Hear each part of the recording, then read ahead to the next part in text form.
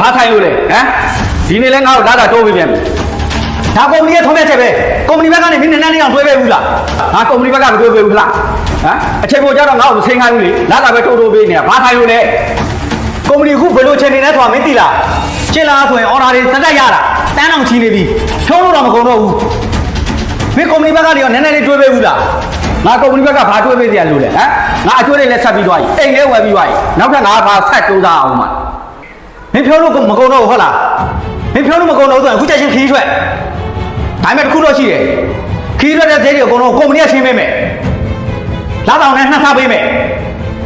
ငါလောက်တာလေကုမ္ပဏီကလာပြီးတောင်းပို့တယ်မှမဟုတ်တာခီးသွားတဲ့ပြင်းပြကောင်းတဲ့ဆိုတာငါသိတယ်ဒါပေမဲ့မင်းမတော်လို့မရဘူးမင်းသွားရမယ်